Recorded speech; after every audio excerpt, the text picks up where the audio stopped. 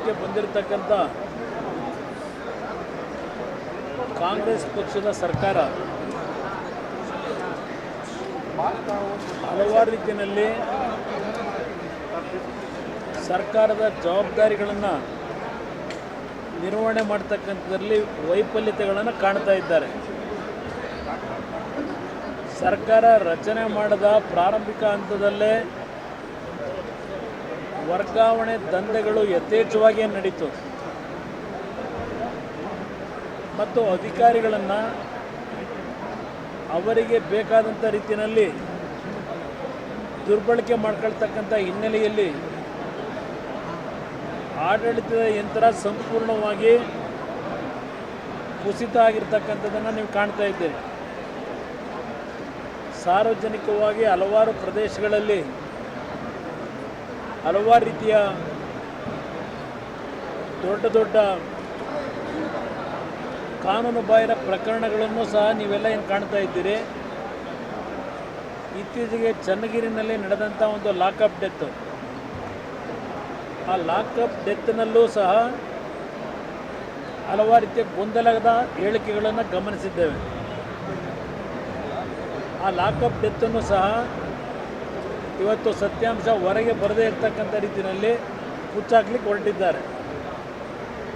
ಆ ಲಾಕಪ್ ಡೆತ್ನ ಹಿನ್ನೆಲೆಯಲ್ಲಿ ಮರಣ ಹೊಂದಿರತಕ್ಕಂಥ ವ್ಯಕ್ತಿಯ ಧರ್ಮಪತ್ನಿ ಮಾಧ್ಯಮದ ಸ್ನೇಹಿತರ ಮುಂದೆನೇ ನಮ್ಮ ಯಜಮಾನರು ಪ್ರತಿ ತಿಂಗಳು ಪೊಲೀಸ್ ಇಲಾಖೆಗೆ 4.5 ಲಕ್ಷ ರೂಪಾಯಿಗಳ ಹಫ್ತಾವನ್ನು ಕೊಡ್ತಾಯಿದ್ರು. ಮಟಕ ದಂಧೆಯಲ್ಲಿ ಅವರ ಒಂದು ಚಟುವಟಿಕೆಗಳೇನಿತ್ತು ಅದಕ್ಕೆ ಪೊಲೀಸ್ನವರ ಬೆಂಬಲಕ್ಕೆ ಪ್ರತಿ ತಿಂಗಳು 4.5 ಲಕ್ಷ ಹಣ ಕೊಡ್ತಾ ಇದ್ದೆ ಅಂತಕ್ಕಂಥದ್ದನ್ನು ನಮ್ಮ ಯಜಮಾನರು ಹೇಳ್ತಾ ಇದ್ದರು ಅಂತಕ್ಕಂಥದ್ದು. ಈ ತಿಂಗಳು ಹಣ ಕೊಡಲಿಲ್ಲ ಅಂತೇಳಿ ಇವತ್ತು ಈ ರೀತಿಯ ಒಂದು ಪ್ರಕರಣ ಆಗಿದೆ ಅಂತಕ್ಕಂಥದ್ದನ್ನು ಆ ವ್ಯಕ್ತಿಯ ಧರ್ಮಪತ್ನಿ ಹೇಳಿರ್ತಕ್ಕಂಥದ್ದನ್ನು ಗಮನಿಸಿದ್ದೀರಿ. ನಮ್ಮ ಗೃಹ ಸಚಿವರು ಬರೀ ವೇದಿಕೆ ಮುಖಾಂತರ ನಾವು ಪ್ರಾಮಾಣಿಕವಾಗಿ ಕೆಲಸ ಮಾಡ್ತಾ ಇದ್ದೇವೆ ಅಂತಕ್ಕಂಥದ್ದು ಏನು ಹೇಳ್ತಾರೆ, ವಿರೋಧ ಪಕ್ಷಗಳು ಗಾಳಿಯಲ್ಲಿ ಗುಂಡಾರಿಸ್ತಾರೆ ಅಂತಕ್ಕಂಥ ಒಂದು ಲಘುವಾದ ಮಾತುಗಳನ್ನು ಏನು ಹೇಳ್ತಾ ಇದ್ದೀರಿ. ಅಂಗೈ ಹುಣ್ಣಿಗೆ ಇವತ್ತು ಕನ್ನಡಿಬೇಕಾ ಅಂತಕ್ಕಂಥದ್ದು ನನ್ನ ಅಭಿಪ್ರಾಯ. ಈ ಸರ್ಕಾರ ನಡೀತಾ ಇರತಕ್ಕಂಥ ತೀರ್ಮಾನಗಳನ್ನು ನೋಡಿದ್ರೆ ಈಗಾಗಲೇ ಇಲ್ಲಿ ಕೂತಿದ್ದಾಗಲೇ ಮತ್ತೊಂದು ಪ್ರಕರಣ, ಯಾವೊಂದು ವಾಲ್ಮೀಕಿ ಅಭಿವೃದ್ಧಿ ನಿಗಮದಲ್ಲಿ ಒಬ್ಬ ಅಧಿಕಾರಿಯ ಆತ್ಮಹತ್ಯೆ ಆಗಿರ್ತಕ್ಕಂಥ ಒಂದು ಸುದ್ದಿ ಬಂದಂಥದ್ದು.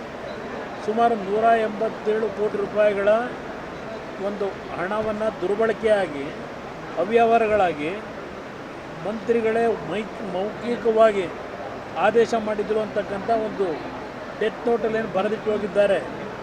ಇದೆಲ್ಲ ಪ್ರತಿನಿತ್ಯ ಈ ರೀತಿಯ ಸರ್ಕಾರದ ಆಡಳಿತಗಳೇನು ನಡೀತಾ ಇದೆ, ಜನಗಳಲ್ಲಿ ಯಾವುದೇ ರೀತಿಯ ಭಯಭಕ್ತಿಗಳು ಉಳಿದಿಲ್ಲ. ಇವತ್ತು ಕಾನೂನು ಬಾಹಿರ ಚಟುವಟಿಕೆ ಮಾಡ್ತಕ್ಕಂಥವ್ರಲ್ಲಿ. ಅದರಿಂದ ಇವತ್ತು ಈ ಸರ್ಕಾರ ಬರೀ ಸಮಯವನ್ನು ವ್ಯರ್ಥ ಮಾಡ್ತಾ ಇದ್ದಾರೆ. ಈಗಾಗಲೇ ಮಳೆ ಪ್ರಾರಂಭ ಆಯಿತು. ಇವತ್ತು ಬಿತ್ತನೆ ಬೀಜ ಖರೀದಿಗೆ ರೈತರು ಹೋದರೆ 70% ಬಿತ್ತನೆ ಬೀಜದ ಬೆಲೆ ಏರಿಕೆ ಮಾಡಿದ್ದಾರೆ ಅಂತಕ್ಕಂಥ ಒಂದು ಮಾಹಿತಿಗಳು ಬರ್ತಾ ಇದೆ. ಹಲವಾರು ಕಡೆ ಗೊಬ್ಬರದ ಕೊರತೆ ಇದೆ ಅಂತಕ್ಕಂಥದ್ದನ್ನು ಹೇಳ್ತಾರೆ. ಹೀಗೆ ಈ ಸರ್ಕಾರ ಯಾವುದೇ ರೀತಿಯ ಅಭಿವೃದ್ಧಿಗೆ ಪೂರಕವಂಥ ಕಾರ್ಯಕ್ರಮಗಳನ್ನು ಕೊಡ್ತಾ ಇಲ್ಲ. ಇವತ್ತು ಸಮಯವನ್ನು ವ್ಯರ್ಥ ಮಾಡಿ ಕೇವಲ 5 ಗ್ಯಾರಂಟಿಗಳ ಬಗ್ಗೆನೇ ಇವತ್ತು ಏನು ದೊಡ್ಡ ಜಾಹೀರಾತುಗಳನ್ನು ಕೊಟ್ಟು ಹೊರಟಿದ್ದಾರೆ.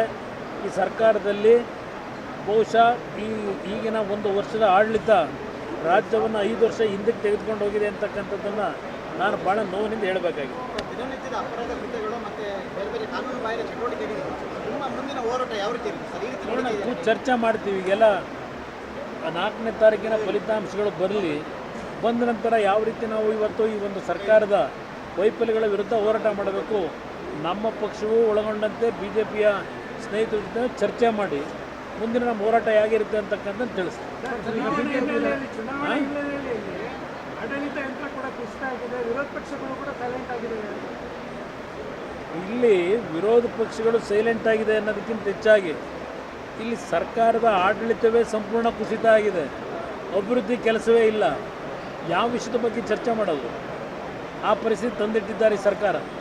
ಇವತ್ತು ಈ ಸರ್ಕಾರದ ಬರೀ ಶೂನ್ಯ ಸಾಧನೆಗಳನ್ನು ಹೇಳಬೇಕು ಹೊರತು ಅಭಿವೃದ್ಧಿ ಅಂತಕ್ಕಂಥದ್ದು ಸಂಪೂರ್ಣ ಕುಂಠಿತ ಆಗಿ ಇವತ್ತು ಸಾಲದ ಹೊರೆಯನ್ನು ಏನು ಏರಿಸ್ತಾ ಇದ್ದಾರೆ.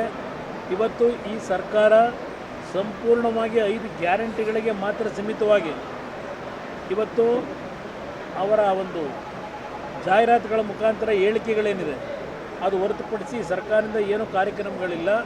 ಇದರ ವಿರುದ್ಧವೇ ಮುಂದಿನ ಹೋರಾಟ ಹೇಗಿರುತ್ತೆ ಅಂತಕ್ಕಂಥದ್ದು ಸದ್ಯದಲ್ಲೇ ತಿಳಿಸ್ತೀನಿ.